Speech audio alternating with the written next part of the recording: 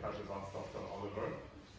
Dr. Oliver is a senior lecturer in exercise metabolism and nutrition in the Faculty of Life Sciences and Medicine at King's College London. His multidisciplinary research spans two research groups, one muscle, form and function in the Center for Human and Applied Physiological Sciences, and two, diet and cardiometabolic health in the Department of Nutrition. He is also Deputy Program Director for the undergraduate program in Sport and Exercise Medical Sciences. With that, can we put our hands to welcome Dr.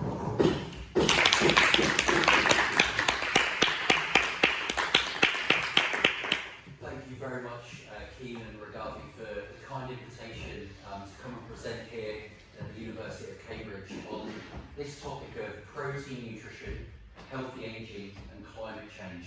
How do we combine the three?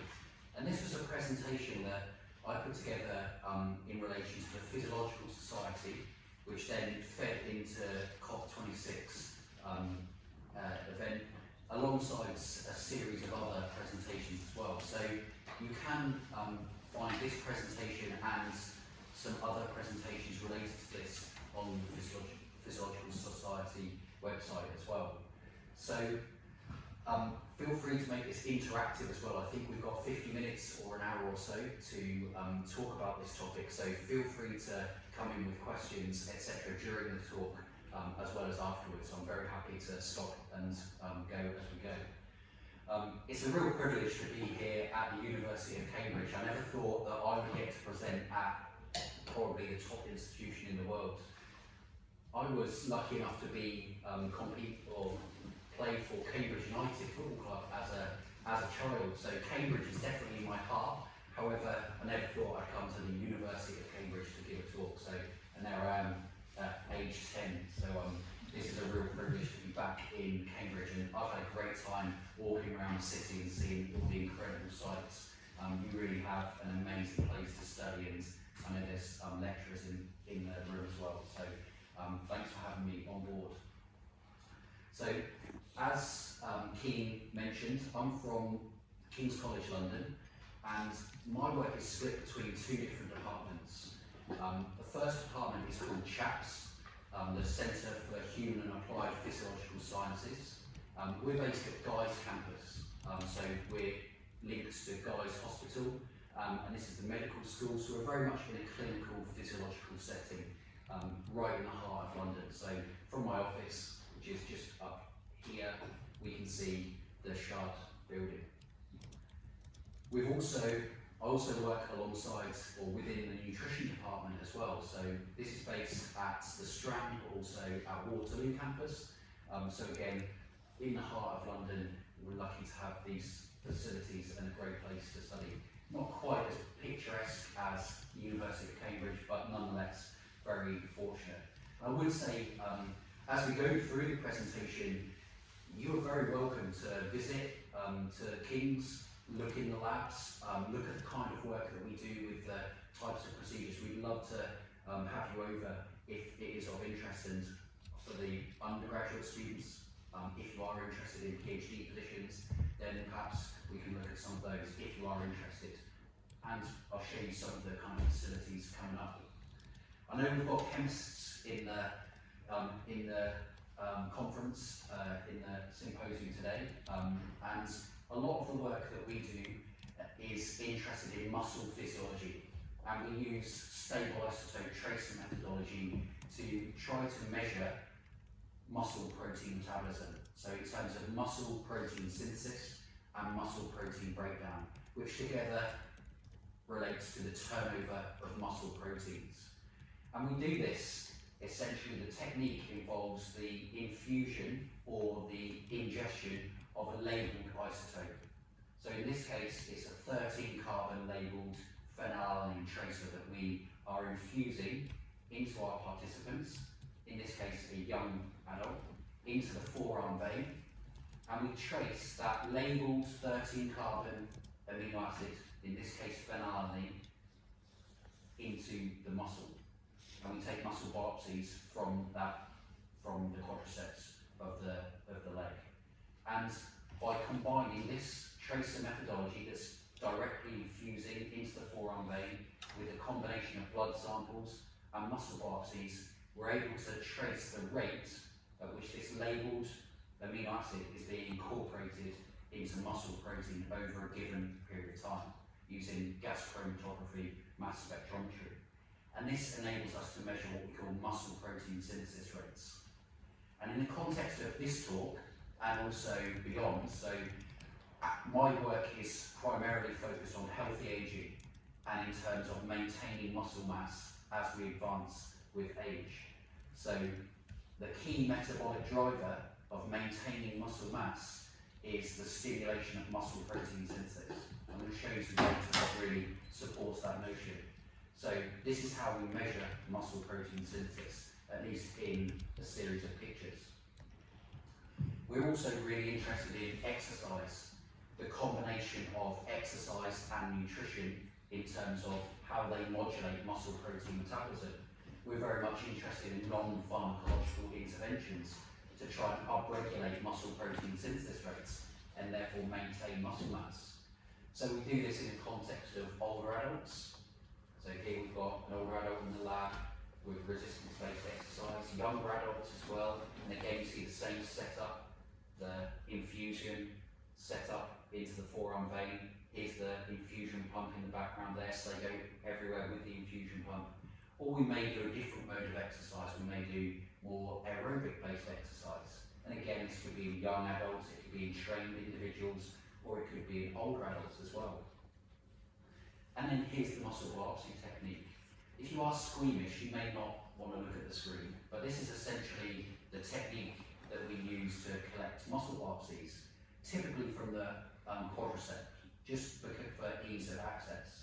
So we're based in the medical school, but we're not medics, but we still can take muscle biopsies if we're trained in the correct way. So we can do these in our Centre for Human and Applied Physiological Sciences alongside the hospital. And has anyone had a muscle biopsy for any research purposes? So it isn't too bad. It looks worse than it is. It really isn't. It feels uncomfortable. The most common kind of response we get is, oh, that was weird. It doesn't particularly feel painful. It's mainly because in terms of in the muscle belly itself, we don't really have pain receptors. Those pain receptors are primarily on the fascia of the muscle, and of course in the skin. And we anaesthetise those two parts. So first of all, the process involves an anaesthetic, and we get a wheel around the skin. That is like a little bit of a burn, a bit like when we go to the dentist. That's probably the worst part of the process. We then make a small incision in the skin and then into the fascia itself, which has also been anaesthetised. And then we place the needle into the muscle itself. So we insert the needle, and what you see here is a piece of muscle tissue, which essentially looks like a little caterpillar, about 110 milligrams of muscle tissue that we've extracted there. We clean it off, all of the blood, and then we're ready to freeze down that muscle biopsy. Again, if you are squeamish, you may not want to watch. So here's the biopsy in action. So all the anaesthetic's being done, and on the end there you've got suction. So as I'm going into the muscle itself, I'm finding where I'm definitely in the muscle, and that's where the biopsy needle is lancing and taking a piece of muscle tissue. On the end you've got suction to ensure that you can get a good enough piece of muscle. With that suction, it enables you to get more of a yield as well. So as you can see, the subject isn't in any kind of pain. They're fairly happy. Place that nicely on there. And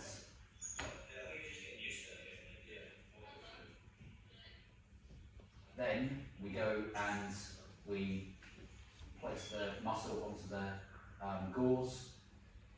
And I think it zooms in a second. We get the muscle tissue off, and then we're freezing it as quickly as possible. And generally speaking, older adults are even more amenable to that kind of process. They tend to be even more stoic than the younger people. So they're the kind of techniques that we are routinely undertaking in the context of healthy aging and also sports nutrition. We do a lot of work with nutrition and exercise in the context of maximising muscle adaptation to exercise, in the context of exercise training, etc. But the focus of this talk is very much on healthy ageing, maintaining muscle mass with advancing age. I've got three primary aims though in this talk. The first is to highlight the link between food choices in terms of dietary recommendations, greenhouse gas emissions and climate change.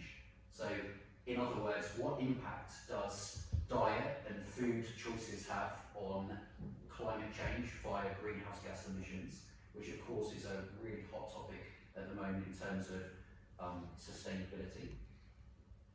Then if we are going to make these changes based on sustainability and the environmental footprint that's associated with certain diets, what impact could this have on ageing, particularly in the context of healthy musculoskeletal ageing? So if we're going to move from an animal-based diet to a plant-based diet, what kind of impact may this have on muscle protein synthesis rates and therefore muscle protein metabolism? And then finally, I want to talk about where next. Where are the gaps in the knowledge? For any of you that are master's students, undergraduate students, what kind of studies, if you are interested in this topic of healthy ageing, which is a hot topic, is in terms of research councils, healthy ageing is where there's opportunities to get research funding. What sort of questions can you help answer and come into labs like ours to help us answer these questions if a PhD or postdoc, etc. is what you're interested in? So first of all, highlighting the link between food choices, greenhouse gas emissions and climate change.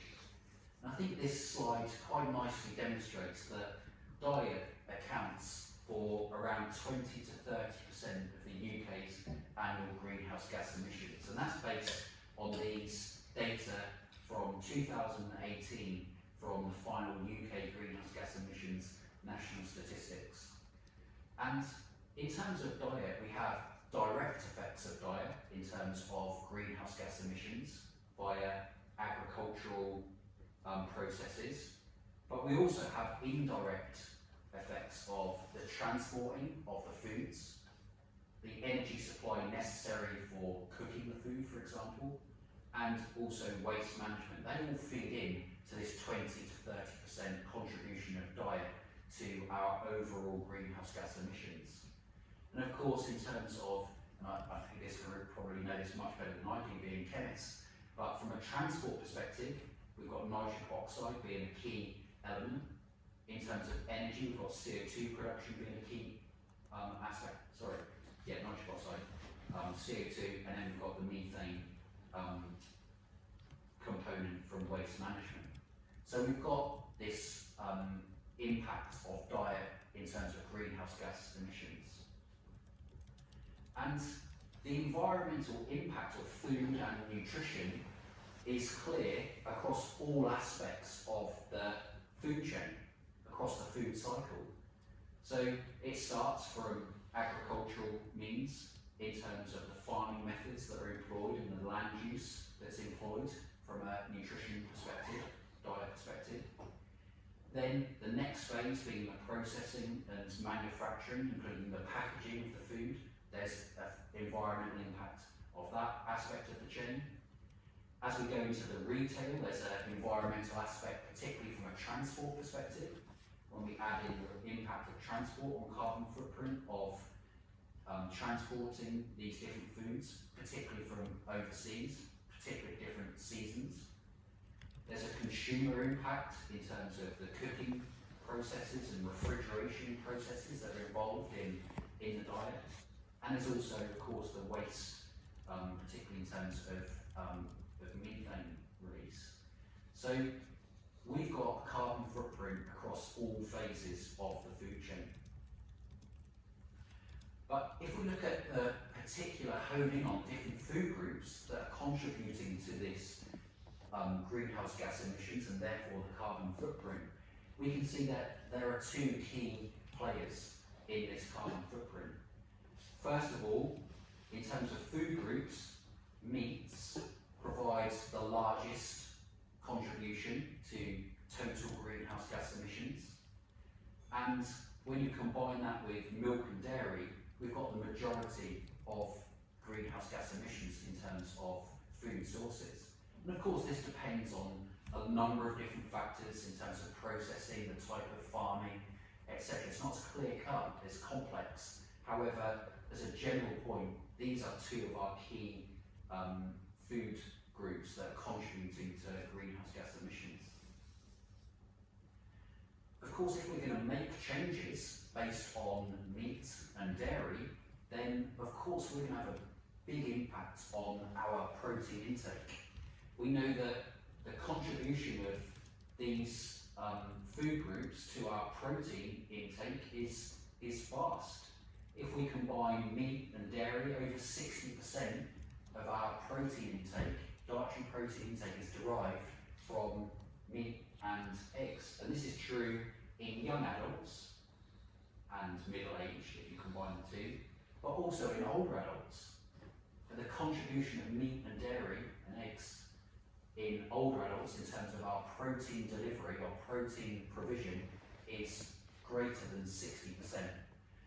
This is in developed countries, I suppose, or in the UK and Europe primarily, these data. Of course, these contributions change depending on where we're talking in the world, and there are differences across the world, but at least in the UK and in many different European countries, we've got this kind of contribution of meat and dairy, animal-based proteins to our protein intake.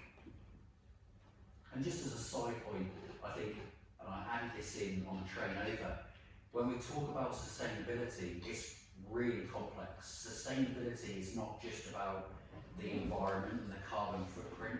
There are other aspects that feed into sustainability in terms of the culture and heritage and the skills of that country of interest, perhaps, that we're talking about. Transport, all of the health and well-being, the biodiversity and the environmental change, equity and fair trade.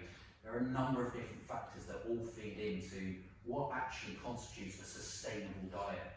And it's not just as simple as just saying this food has a certain carbon footprint associated. So in the second aim, and really the primary aim of this talk, is to look at what impact would it have if we made a change from animal-based protein sources to plant-based protein sources in terms of healthy aging in the context of muscle physiology, in the context of maintaining muscle mass with advancing age. And the way I've set this section up is, first of all, why should we care in terms of healthy aging? Why should we care about maintaining muscle mass with advancing age? Why is that physiologically an important concept in the context of healthy aging? And if you go on to do your PhDs and write grants, the first half of your grant needs to be hitting the reader with why do we care? Give us some facts and figures as to why should we, the government, invest in this type of research. And then we're going to talk about where the current research is in terms of protein nutrition and protein recommendations for healthy aging, in terms of protein source. But more importantly, we're going to try and review some of the gaps in knowledge that hopefully one of you guys can come ideally over to Keynes and fill the gap in knowledge. So here's the problem, and on the left-hand side is the definition of what we call, and I'm sure many of you are aware of this term, sarcopenia. So in simple terms, and there's a lot of wrangling as to how we should define sarcopenia, but essentially it boils down to a decline in muscle mass, strength and function with advancing age. And once a certain threshold is reached, where muscle mass goes below that threshold, is a scenario where our muscle function may be compromised.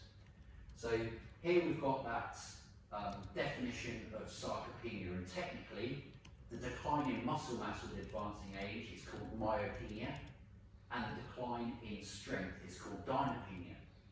But what you see on the right hand side in the green line is the typical trajectory of muscle, the change in muscle mass that we see with advancing age. So the break in the x-axis is, so prior to here we've got our peak in muscle mass, which is generally between the second and third decade, so between 20 and 30 years. But perhaps surprisingly, at least it was to me when I first started studying this area, is that that decline in muscle mass starts as early as the 5th decade of life, or even in some cases the 4th decade of life. I turned 40 in August, so I'm starting to looking at this picture and thinking we need to start shifting it to the right.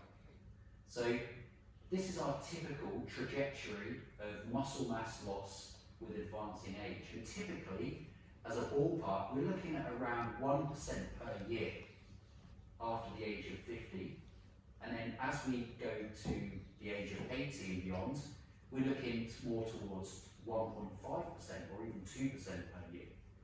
So it's a real loss of muscle mass that's typically associated with aging.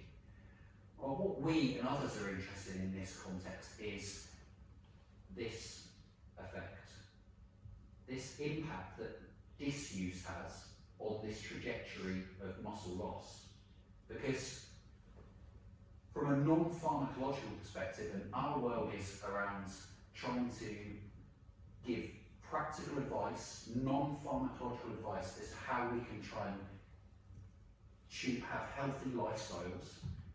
The key is around reducing the amount of disuse that's incurred, particularly in later life. So what you see is if an individual, as they're aging, experiences a period of muscle disuse, so a minor example in this case, so perhaps they've sprained their ankle and they're now immobile, so they're on crutches for a period. And this applies to younger adults as well, of course. Look what happens to the trajectory of that muscle loss. We get this increase in the trajectory, the magnitude of change is even more steep. If we then have say a hip fracture or a fall, an older adult falls, hip fracture, then the period of muscle disuse is even more severe, and the magnitude of that change is even greater. If they're bed rest over a prolonged period, which of course is relevant in many older adults, then again look at that trajectory of muscle loss. And as mentioned, in terms of sarcopenia, our goal is to stay away from this threshold of disability. As soon as we go into this, underneath this threshold, that's when we get clinically relevant changes, such as, which doesn't sound like any relevance, but a reduction in independence, a reduction in the ability and that independence for older adults to go to the shops, carry their shopping home, inability to sit up from a chair, sit to stand, those kind of functional outcomes, to more metabolic or clinically relevant. So, for example, as we lose muscle mass, we're losing a tissue that's important in terms of blood glucose homeostasis. And that can lead to other metabolic outcomes related to muscle loss. And we could go even further in terms of other clinical outcomes. So our examples of morbidity and mortality will increase as well. So the question is, what can we do to try and offset this decline to below this threshold of disability? And again, just as a side point a little bit, there's a lot of work that looks at how do we classify someone, an adult, as sarcopenic. And there's a lot of different metrics that have been put in place. I'd recommend this source, the European Working Group on Sarcopenia in Older Adults. And these have been put up in terms of a first port of call is to measure gait speed in the older adult, then to move on to measuring grip strength. We know that grip strength is a good marker of whole body strength, and then moving on to measuring muscle mass, ideally using MRI as the gold standard, but of course we don't always have access to that kind of information. Using this kind of flow diagram, we can determine whether an individual is classified as sarcopenic or not. But before we can go into looking at nutrition alongside activity interventions to try and offset the loss of muscle mass, it's really important that we understand the mechanisms, and they're complex, as you can see, that are responsible from going from a muscle that looks like this in a 25-year-old, so most of you lot looking like this from an MRI scan. So of course this is the bone, the femur, here's the muscle, and then here's the fat mass around. You see a nice posh sirloin steak, essentially. It's what your muscle looks like. As we age, the steak looks like a cheap rump steak with lots of fat ingressing. You wouldn't pay $6.99 for that kind of steak. So we've got the fat mass is increasing, but importantly that fat mass is ingressing into that muscle, and actually the mass of the muscle is decreasing. So a much lower quality steak. What are the mechanisms that underpin this change from the sirloin to the rump? Well, as you can see, it's really complex. We've got, in the red, we've got what I've called internal processes. In the green, we've got external processes. And in the yellow, we've got this concept of anabolic resistance, which I'm going to talk about quite a lot for the rest of the presentation. But before we go into that, in terms of internal processes, we've got, as we age, we have this state of low-grade inflammation. So we're chronically in a state of having high levels of CRP, IL-6, TNF-alpha, and in a state of low-grade inflammation, that impact has been shown to have an impact on muscle protein metabolism in terms of blunting our ability to synthesize new muscle proteins. So low-grade inflammation is an internal factor that feeds into why we lose muscle mass. We also see hormonal changes with advancing age, particularly in females, postmenopausal females, in terms of estrogen changes, which are linked to hormones that regulate muscle protein metabolism. We see an increase in DNA damage or apoptosis. We see a decrease in satellite cell activation. So these are the cells that are our stem cells for muscle growth or muscle regeneration. Other internal processes that are associated with aging include an increase in oxidative stress and a decrease in motor unit recruitment. So we get these neuromuscular kind of abnormalities that are associated with advancing age. So a number of different internal mechanisms that could be contributed. And from a nutrition perspective, we're keen on understanding all of these mechanisms so that we can make targeted nutritional recommendations. But in addition to these intrinsic processes, we've also got extrinsic processes. And we've already touched on some of those. If we have an inactive muscle, so as we age, generally speaking, we reduce our level of physical activity. And that in itself can have a negative impact on muscle metabolism. Just by being more inactive, we can downregulate our capacity of the muscle to build new muscle proteins. Injury and illness, which is more prevalent in older adults, that can also lead to a blunting of muscle protein metabolism. And if that individual becomes insulin resistant, we know that insulin is a key anabolic stimulus for the muscle.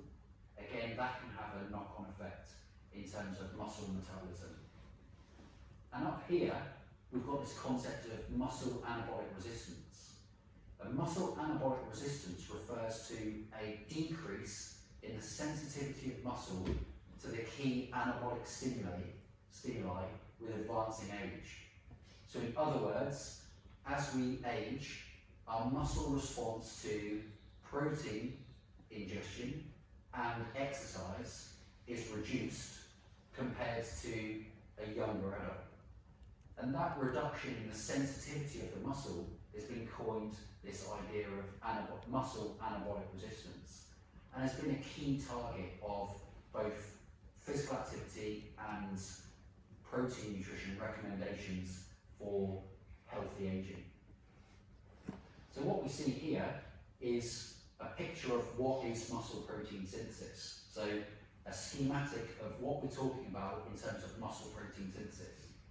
So muscle protein synthesis refers to the synthesis of amino acids either from the blood or the intracellular pool of the skeletal muscle itself into these bound muscle proteins. And these bound muscle proteins can be crudely classified as myofibrillar proteins. So these are our actin, myosin, tropomyosin, troponin, contractile proteins, and also our energy-producing mitochondrial proteins. And we also have a process called muscle protein breakdown, which is the breakdown of these intact muscle proteins back into their amino acid precursors. And these two processes occur concurrently and continuously. But in terms of maintaining muscle mass with advancing age in otherwise healthy older adults, so I'm not talking about older adults that may be suffering from cancer, cachexia, or insulin resistance. We're talking about older, healthy, community-dwelling older adults. It's been shown that it's this arm of protein metabolism, a blunting of this arm, a reduction in this arm, that's primarily responsible for why we lose muscle mass with advancing age. And that's been shown by this study here. And I could have shown 7 or 8 different studies, but this was the first study to really show this concept of muscle anabolic resistance. So what you have here is muscle protein synthesis rates on the y-axis, and on the x-axis you have different doses of essential amino acids. So to orientate you, a 10 gram of essential amino acids is equivalent to around 20 grams of protein. So that's a meal-like dose of protein. 20 grams of essential amino acids is equivalent to, say, 40 grams of protein, which is a large dose of protein. And what we've got here is young adults in the blue and older adults in the red. Muscle protein synthesis rates in response to each of these different doses of essential amino acids. What you see is that when you measure muscle protein synthesis rates under basal conditions, you don't see any differences in muscle protein synthesis between young adults and older adults. That red, underneath that red, is directly blue. There's no difference under basal conditions, i.e. rested, fasted conditions. But look what happens when you stimulate the muscle. When you stimulate it with a 10 gram dose of essential amino acids, equivalent to 20 grams of protein, or a higher dose, even up to 40 grams of protein, so 20 grams of essential amino acids, look at the response in older adults. It's much lower than it is with younger adults. And so here's an example of this concept of muscle anabolic resistance. So what we and others have been interested in is, what can we do from a protein source perspective? What recommendations can we make to try and maximise muscle protein synthesis rates in this context, older adults, but also in the context of athletes and exercisers? And did anyone see this documentary that was released about, I don't know, about a year ago now, probably, maybe a bit more than that, yeah. A couple of you saw it. What did you think of it as a documentary? It's pretty orientated towards the male population. Yeah, I agree. It was pretty biased, I would say. It was pretty extreme. So this was called The Game Changers, and it got so much attention. And it was a real shame, in my opinion, because it had a lot of good things about it. It had the potential to have a real impact. But unfortunately, they went for the extreme view. They sensationalised the documentary. And of course, they based it on plenty of anecdotes on these big muscle men who were apparently vegans and had achieved these massive muscles by being vegan or changing to a vegetarian diet. And as a result, they were seen as advocating a plant-based diet in this context. But of course, that was based on anecdotes. It wasn't based on any hard scientific data. So what we did in the field is we took the Game Changers documentary and we broke it down into the good parts that, yes, they were supported by scientific evidence, and then we took out some of the big claims as to really, are these actually supported by scientific evidence? Probably the best version of this, of pulling it apart in a balanced way, was Asker Ushinger. So Asker's based, he was based at Birmingham and Loughborough, more from a sports nutrition perspective, but he does a really good job of making this palatable. I would argue he's one of the leaders in the field of sports nutrition. So you can read more about that on his site. But when we talk about protein sources for stimulating muscle protein synthesis, if we look at the science, there are 3 key factors that determine the anabolic potential of a protein source.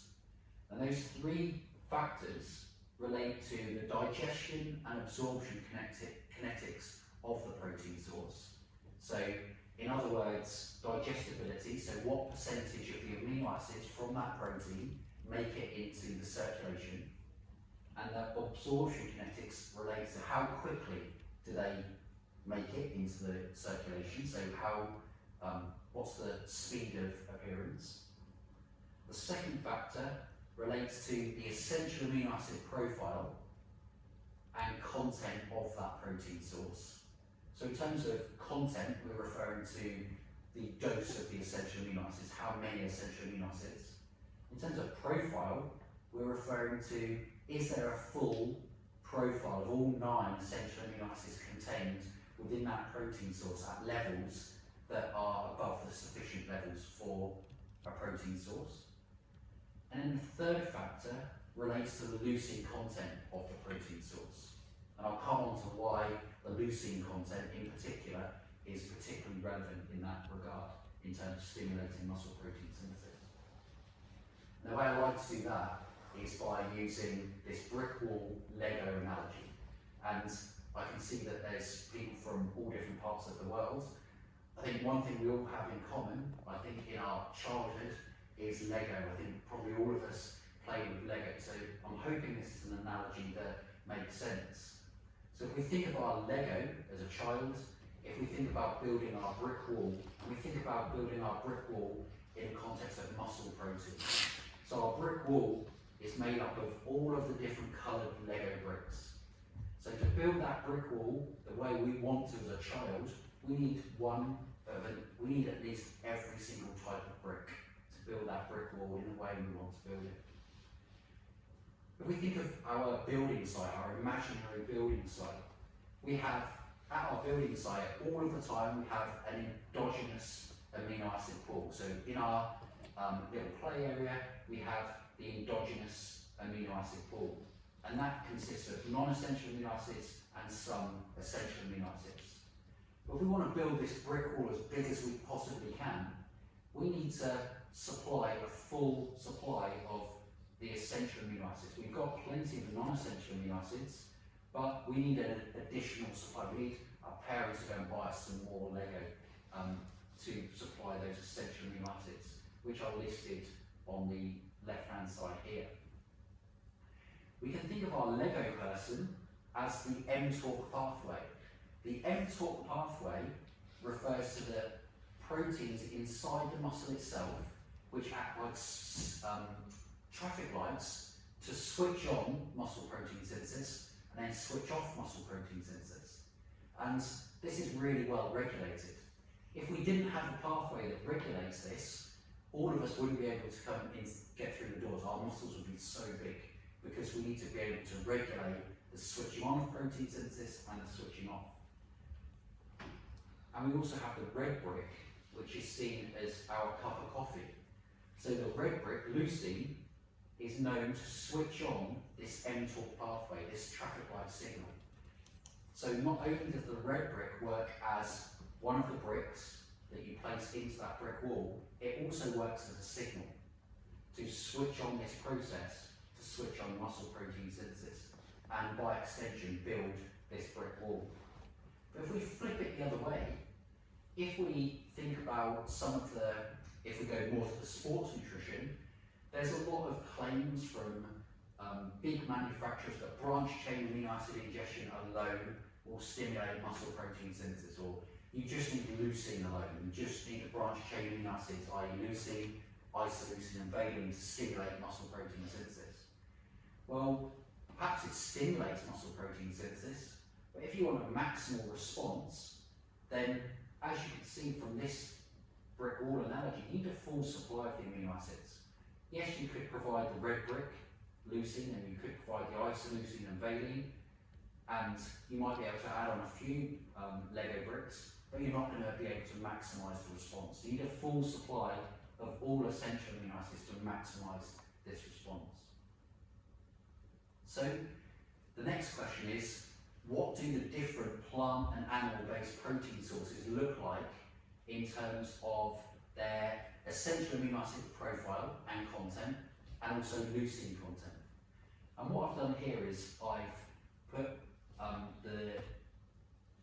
the plant-based protein sources in the green on the right-hand side of the figure, and then a series of different animal-based protein sources on the left-hand side.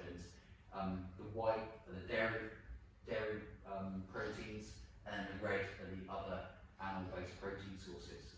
And what you have on the y-axis here are essential amino acid content to begin with, expressed as a percentage of the overall total protein content of that given protein source.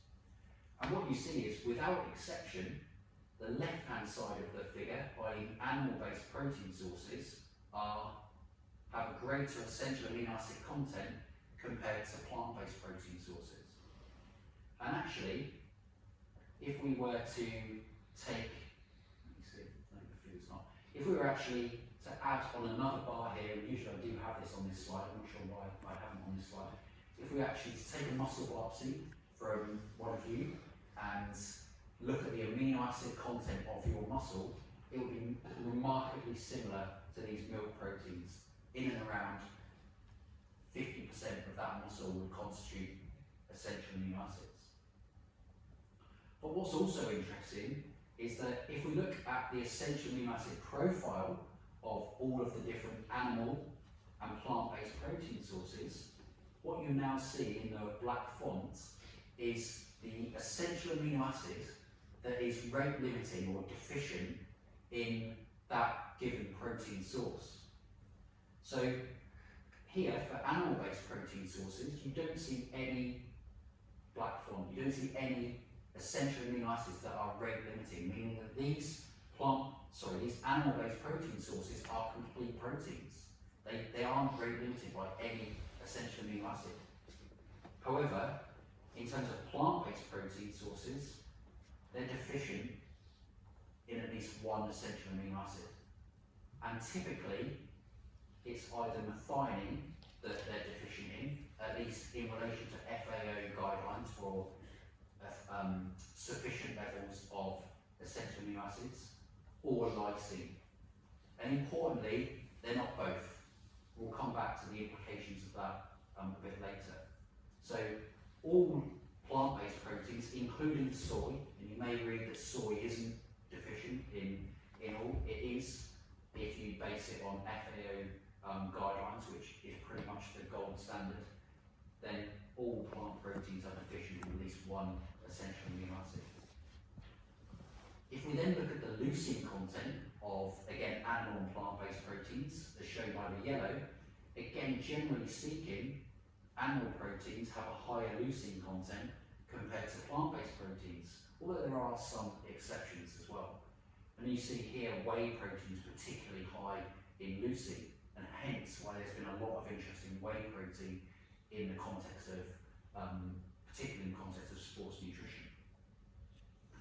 So whilst those previous slides very much characterise differences in essential amino acid content, profile and leucine content between animal and plant-based protein sources, the key question really is, what happens if we directly compare animal and plant-based protein sources at the same dose in terms of their capacity to stimulate muscle protein synthesis rates? And what the next 5 or 6 slides does is walk you through a series of studies that have done exactly that. And this is the first study that was conducted, to my knowledge at least, by Sarah Wilkinson and colleagues out of Stuart Phillips' lab. So Stuart Phillips is based at McMaster University in Canada, and is arguably leading the field in terms of muscle protein metabolism, protein nutrition and exercise. And what they did in this study was they provided young adults, in this scenario, 18 grams of either skimmed milk or soy milk immediately following a single bout of resistance exercise.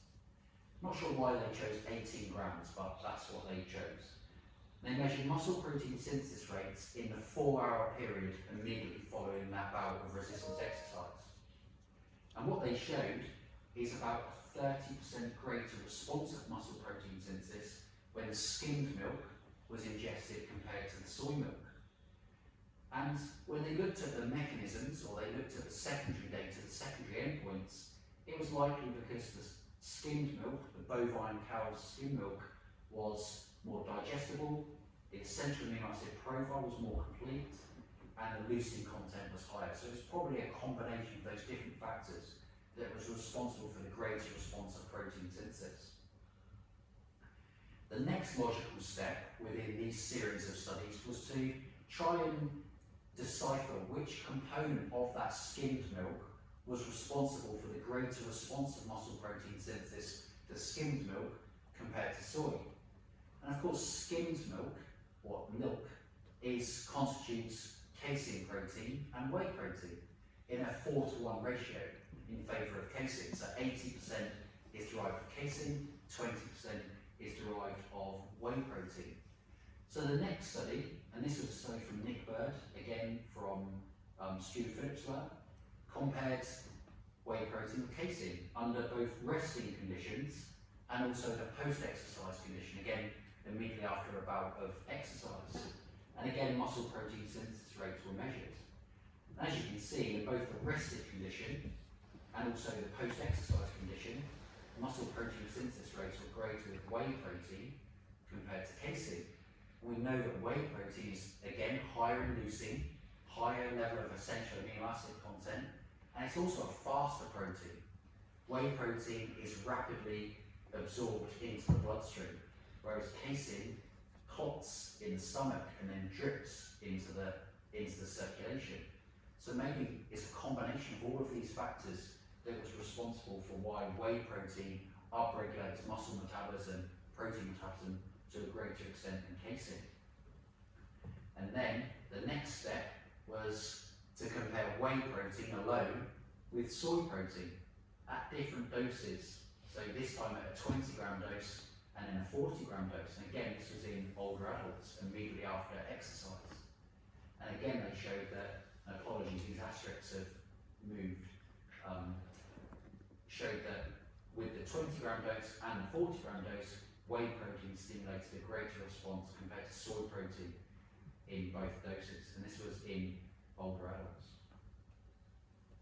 There's also been studies that have looked at comparing meat with soy. So the previous data to dairy proteins.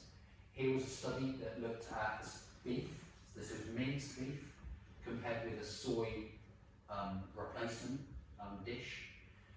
These are data that aren't actually published in their own original article, but they are published in a review article, and Stuart always allows me to present these. But similar to the previous study, that compared whey with soy, again, beef protein stimulated muscle protein synthesis rates under resting and post-exercise conditions to a greater extent than soy protein. And then finally, a more recent study that just fairly recently came out, at least, compared casein with another plant protein, so in this case wheat protein rather than soy. And again, this was under resting conditions in older adults, and showed that the response of muscle protein synthesis was greater with the casein compared to the wheat. So when you take all of these studies together that have been published with controlled laboratory studies measuring muscle protein synthesis, which is the gold standard marker of muscle anabolism, animal proteins are more anabolic than plant-based proteins, based on the current scientific evidence, if we look at controlled studies. However, the caveat to that is that we've only looked at 2 plant-based protein sources, namely wheat protein and soy protein. And of course, there are many other plant-based protein sources that are available to us from a dietary perspective. So the point here is that moving forward, we need to compare these animal-based protein sources, whether it be meat or whether it be dairy, to a whole host of different plant-based protein sources. And if you are interested, if this is an area you are interested in, there's ample scope to do this in terms of RC UK funding, sustainability and healthy ageing, combining those two topics, and also from industry. Industry are particularly interested in this topic as well. So there are opportunities to get funding to compare other plant-based protein sources, oats being one, maize being another, quinoa being another. We need to systematically go through all of these different plant-based protein sources.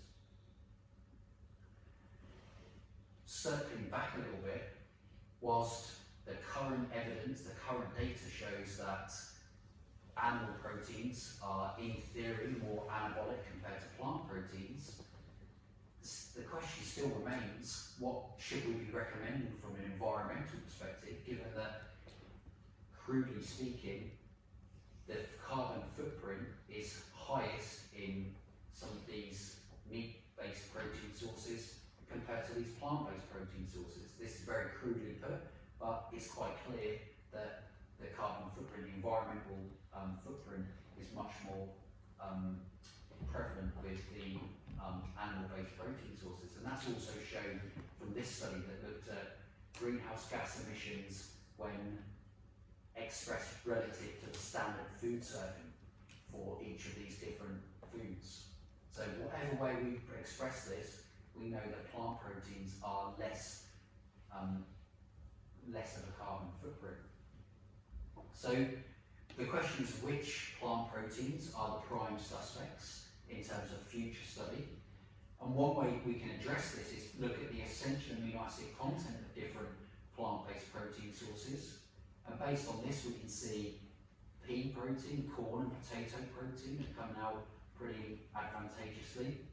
If we look at the leucine content, again, you can see corn in particular having a high leucine content, and there are studies that are now looking at corn versus milk protein based out of Maastricht University. Lou van Loon is the PI there and a great researcher in the Netherlands. Maastricht, great place to do this kind of work. And actually, there are studies that have started looking at potato protein.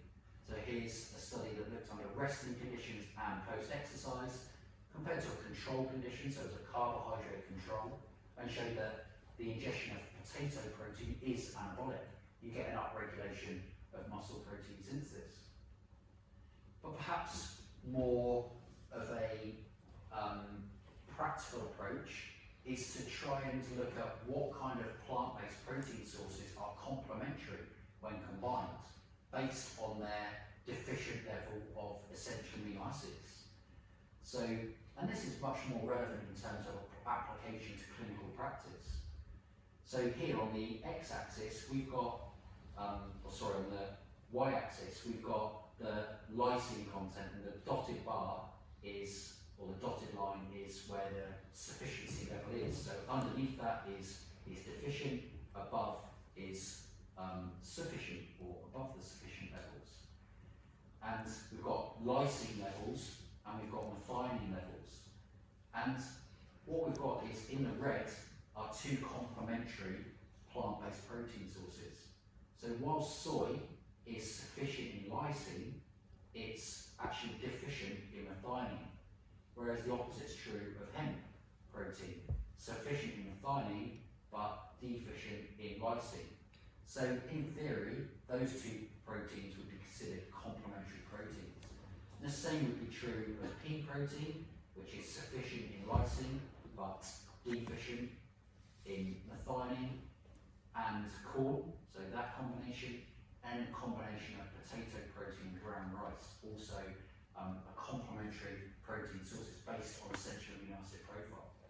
So I think the message here is, moving forward, we need to educate, whether it be athletes, whether it be older adults, what are the key complementary plant-based protein sources.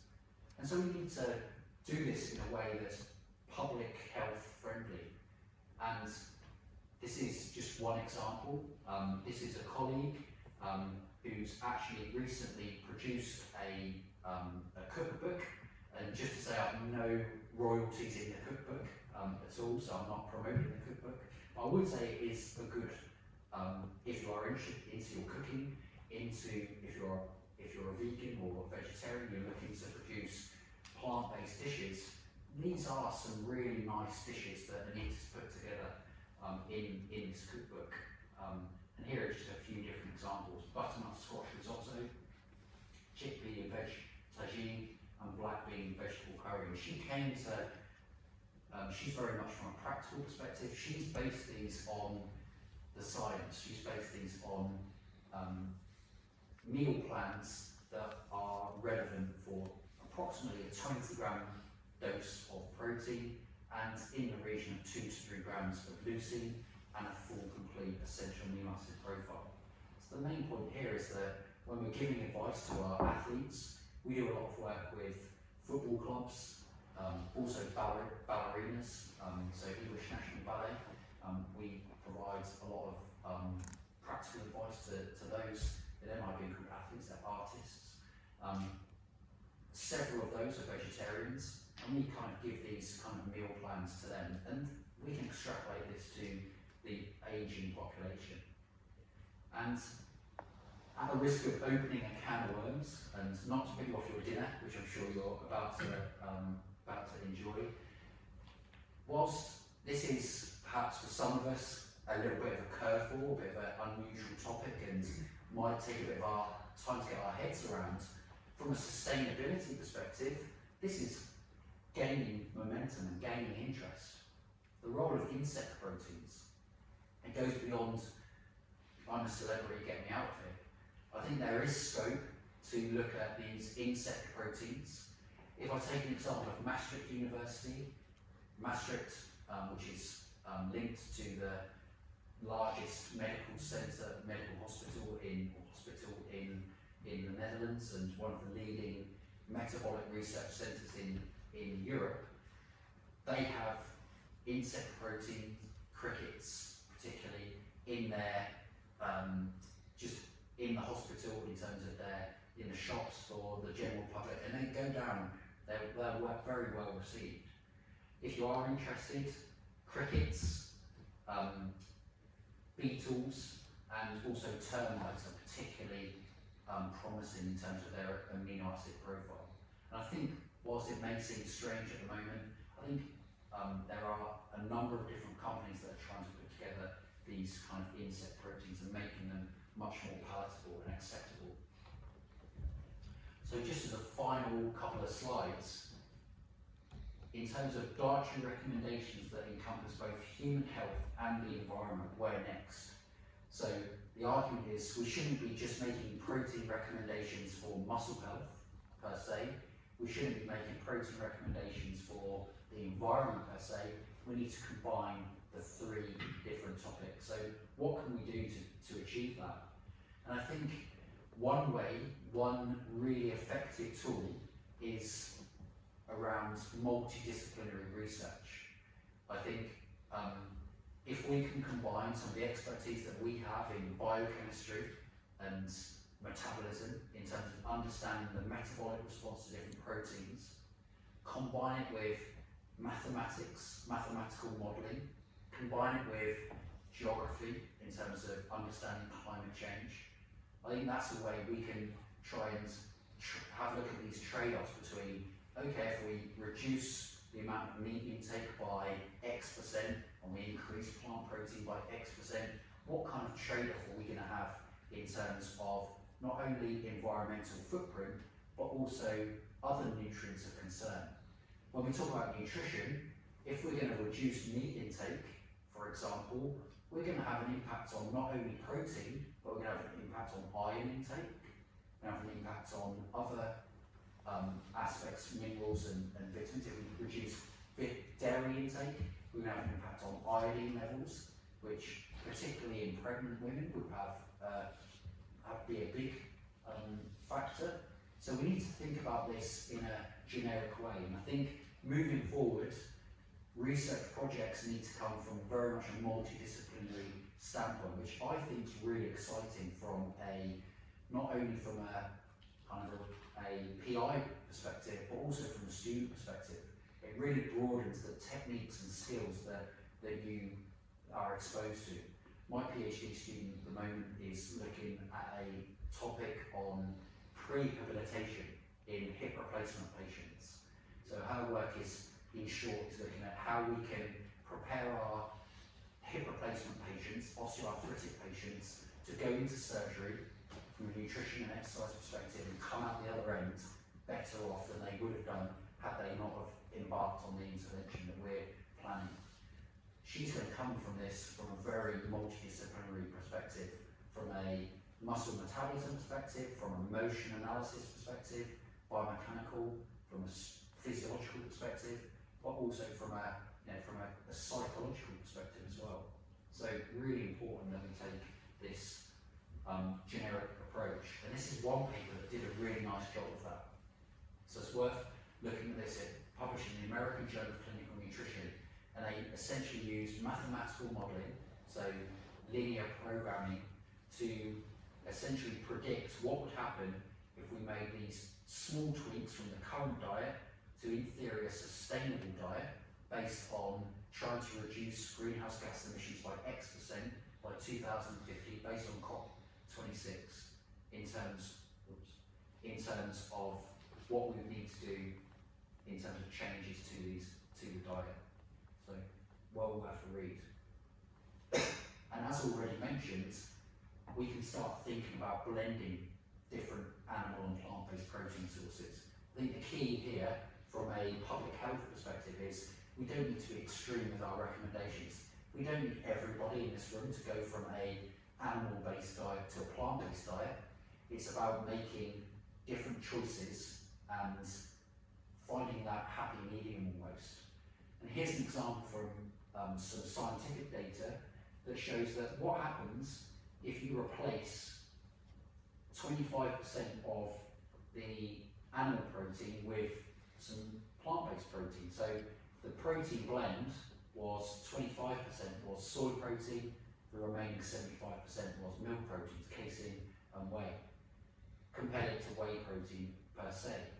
And actually, when you look at the response to protein synthesis in older adults, it's not actually any different between the two, just by substituting 25% of that milk protein. So some evidence here that there is a way to try and blend animal and plant-based protein sources and still get this muscle anabolic response. So in terms of take-home messages, hopefully I've somewhat convincingly made the argument that diet makes a significant contribution to global warming and climate change. It is real. It is something that we need to consider from an environmental perspective. I've showed you data about this concept of muscle anabolic resistance as to, from a physiological perspective, why that is a key aspect in terms of why we lose muscle with advancing age. I've made the argument that there are three key factors that underpin the anabolic potential of a protein source, namely the digestibility of that protein source and the absorption kinetics, the essential amino acid profile and content, and the leucine content of that protein source. And actually it's the combination of those three factors. If we look at the scientific data per se, if we forget about a extreme game changers documentary, if we actually look at the hard data, on a gram for gram basis, animal proteins are more anabolic than plant-based proteins, at least based on the plant proteins that we've studied so far. But there is plenty of scope to look at other plant-based protein sources, particularly in the context of healthy aging. In terms of moving forward, in terms of your PhDs and beyond, we need to take this holistic approach, this multidisciplinary approach to these projects to work out not only what we should be recommending from a metabolic standpoint, but also what we should be recommending from an environmental standpoint as well. And also what impact that has on appetites and other nutrients of concern. So with that, I'm going to finish. Thank you all very much for your time in listening to the presentation. I really appreciate you taking time out of your evening. I'd also like to thank all of the people that helped put these presentations together. It's a big research team that are involved in these types of studies. They're really very much labour intensive. Very much would like to thank Kevin Tipton, who sadly passed away just a couple of weeks ago. He was my mentor throughout and is an incredible scientist, and definitely wouldn't be here standing here today if it wasn't for Kev. And also I'd like to thank all of my collaborators and funding streams that have helped put a lot of these studies together as well. And again, thank you all for listening, and welcome any questions that you may have. Cheers.